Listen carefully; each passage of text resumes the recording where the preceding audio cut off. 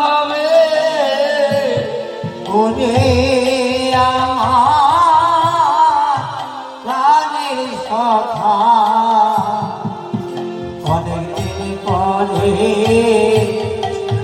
দেখা হবে আর জীবনে মরণের আশা তোমার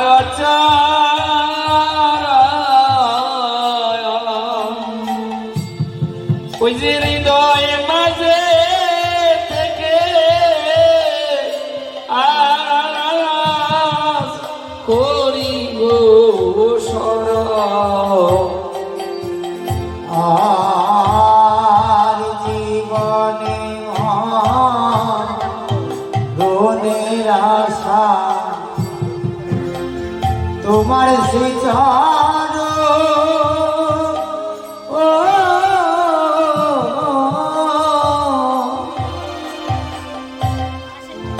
হৃদয় মাঝে থেকে আমি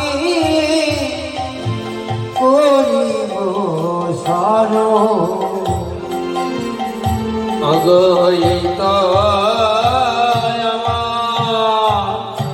ওই মনের আশা এই তো মনের আশা তোমার চলো করব স্মরণ এই তো আমার ওই যে মনের আশা তোমার চরণ করিব স্মরণ এই তো মনের আশা আর আশা নিরাশ হবে বুঝি একই কর্ম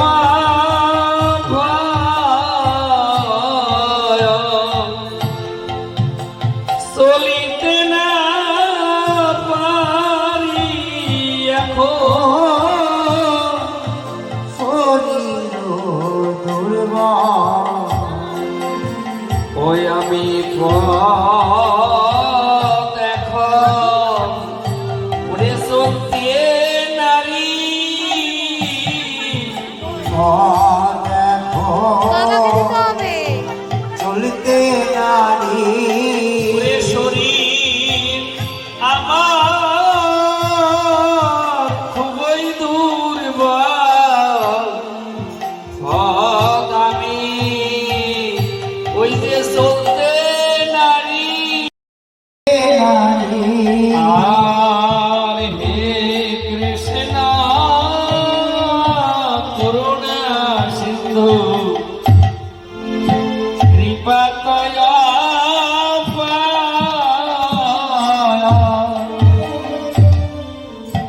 আমায় হতে জানা যাবে তোমার মহিমা তোমায় হে কৃষ্ণ করুণা সিন্ধু কৃপা তোয়া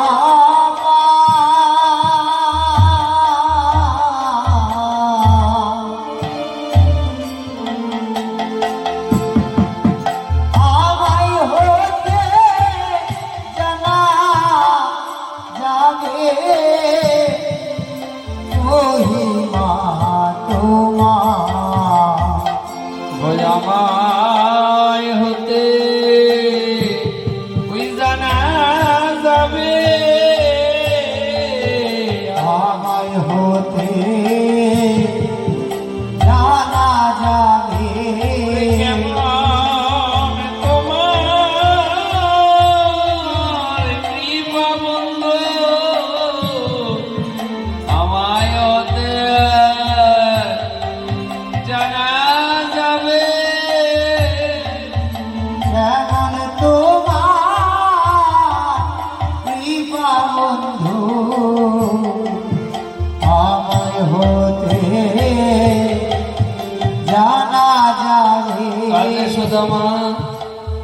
আজকে ভগবানের চরণ চিন্তা করতে করতে দ্বারকার তিনি এসেছেন। তিনি মনে মনে ভাবলেন আমি দ্বারকায় আজকে আসতে পারবো না, কিন্তু হয়তো আমার সকার কৃপা হলো। তিনি আজকে অনেক কষ্টে আজকে দুর্বল অবস্থায় সেই দরিদ্র ব্রাহ্মণ দ্বারকাধীশের তিনি এসে উপস্থিত। আজকে যখন গেটের সামনে সুদামা উপস্থিত হলেন, দেখলেন বিরাট রাজপ্রাসাদ। আজকে বললেন, দেখো আমি এখানে এসেছি, আমার বন্ধু আছেন, ওনার নাম হলো দ্বারকাধীশ, তোমাদের সেই রাজা। আমি এসেছি বহু আশা নিয়ে, আমি তাকে একবার দর্শন করব। দাঁড়িরা জিজ্ঞাসা করলেন, তোমার বন্ধুর নাম কি? আমার বন্ধুর নাম কৃষ্ণ, সে বাল্যবেলার সখা। বলেন, দেখো তোমার যে বন্ধু, সেই বন্ধু দেখো ওই যে ঝুপড়ি দেখা যায়, ওই কলা বাগানের পাশে যে ঝুপড়ি দেখা যায় সেখানে আছে, সেখানে যাও। সেখানে গেলে তোমার বন্ধুকে পাবে। মলিন বস্ত্র, সেরা বস্ত্র আজকে এখানে এসছে আমাদের রাজার কাছে, বলে আমার বন্ধু, চলে যাও। সুদামা আজকে বললেন, দেখো তিনি আমার সখা, বাল্যবেলার বন্ধু, তোমরা গিয়ে একবার গিয়ে বলো তোমার বন্ধু সুদামা এসছে, বলো, দেখবে তিনি ছুটে আসবেন। বলে, তোমার বন্ধু এখানে নাই, সে দেখো বাদাম বিক্রি করে, সেখানে চলে যাও। ওই যে দেখো রেল লাইনের পাশে ওই কৃষ্ণ হবে, এখানে নেই। সুদামা মনে মনে চিন্তা করলেন, সখা তো ভিতরে আছে, আমি যাই। সুদামা আজকে সখার বিমরে তিনি যখন ভিতরে প্রবেশ করতে চাইলেন, অমনি দারোয়ানেরা ঠেলা দিল। সুদামা আজকে পড়ে গেলেন। সুদামা আজকে তিনি চিন্তা করলেন, হে বন্ধু, রে সর্বহারা ফুলে যেন গর্ব থাকে,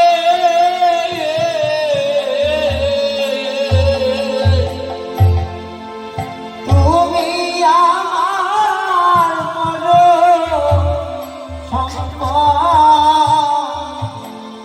তুলনায় নেই। আজকে হে সখা, আজকে আমি বহু আশা নিয়ে এসেছি তোমাকে একটু দর্শন করবার জন্য। তো আমার সব কিছু চলে যাক, তাতে দুঃখ নাই, কিন্তু আজকে এসেছি তো দর্শন করবার জন্য।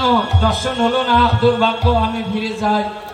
সুদামা তিনি আস্তে আস্তে তিনি যাত্রা করছেন নিজের কুটিরে। সুদামা এখন মনে মনে চিন্তা করছেন, যা কর্ম আছে তাই হবে। তাই আজকে আমার কর্মে নাই বন্ধুকে দর্শন করবার, আমি কি ভাগ্য করেছি বন্ধুকে দর্শন পাবো। এই চিন্তা করতে করতে নিজের কুটিরের কাছে সুদামা চলে গেলেন। এখন সুদামা আবার চিন্তা করলো, না আমি আবার যাব। সুদামা আবার সেই আস্তে আস্তে সেই দ্বারকা চলে এলেন। সুদামা যখন দ্বারকা এলেন, দাঁড়িয়ে প্রবেশ করতে দেয় নাই, তুমি এখান থেকে চলে যাও, তোমাকে একবার আমরা ফেলে দিয়েছিলাম। সুদামা মনে দুঃখে যখন আবার ফিরছে নিজের কুটিরের দিকে, তখন কৃষ্ণ চিন্তা করলো, আমি পরীক্ষায় যা পরীক্ষা দিয়েছি সেই পরীক্ষায় আজকে পাশ করেছে সুদামা। সুদামা সেই দুঃখ দেখে ভগবান শ্রীকৃষ্ণ বললেন, সুদামা সুধামা, সুধামা, সুধামা, সুধামা, সুধামা,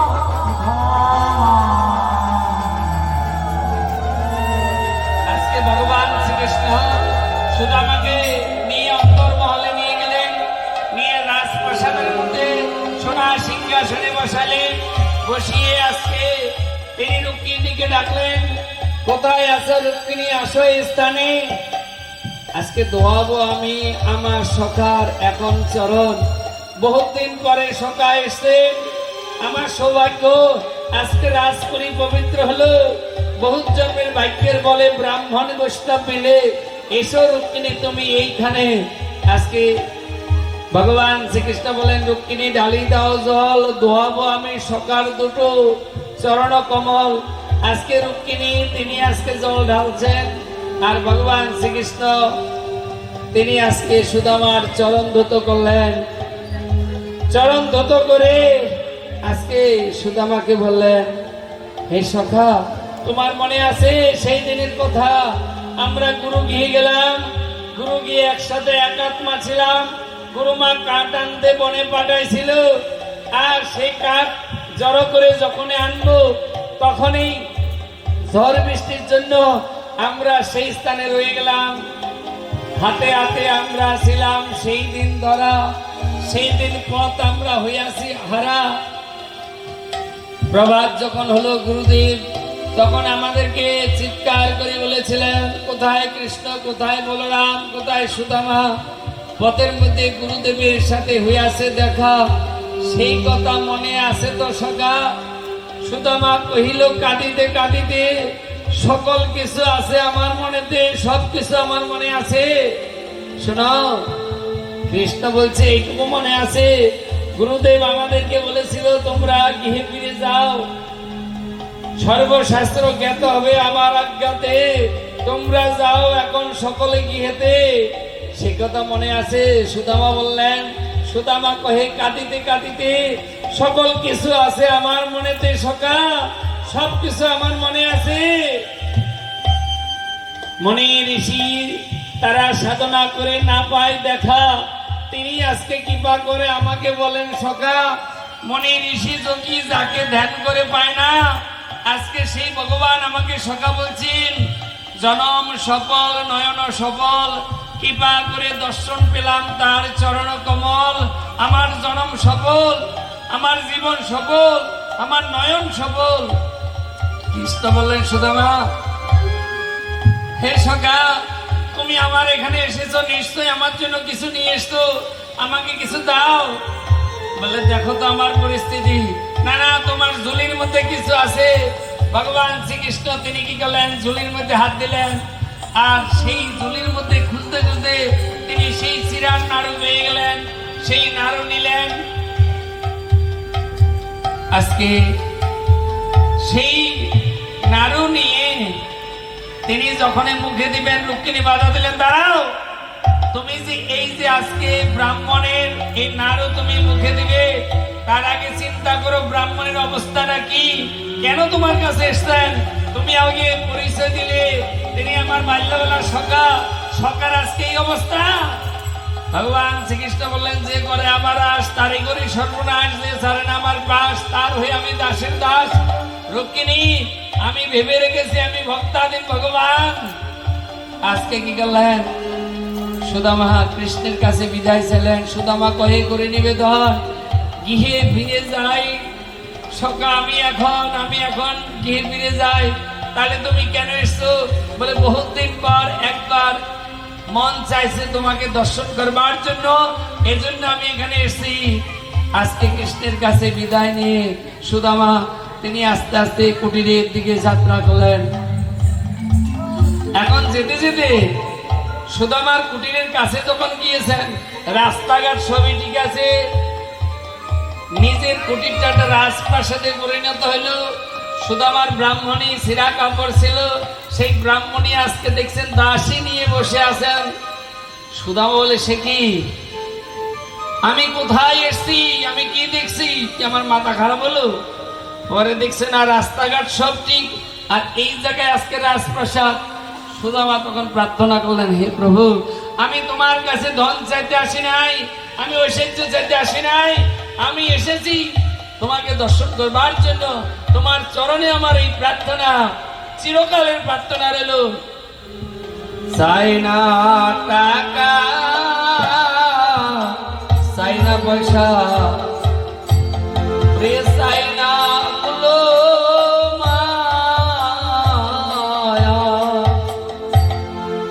কৃষ্ণ নামের মালা গাতি ঠাকুর দিও মন প্রাণ। আর চাই না টাকা, চাই না পয়সা, চাই না জমি ধার,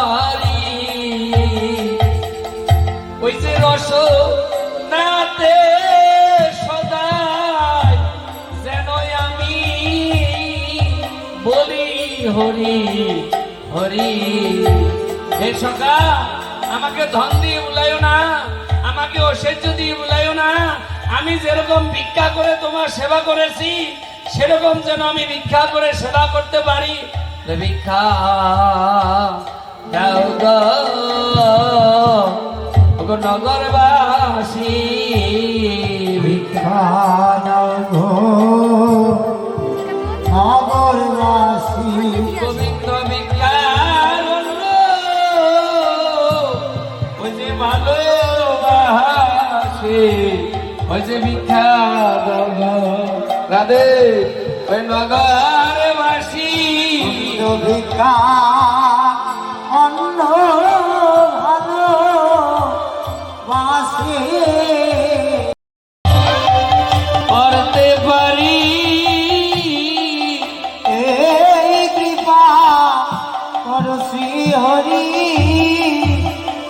ভক্ত সঙ্গ করতে পারি। আমি আর কিছু চাই না গো, আর কিছু চাই না গো,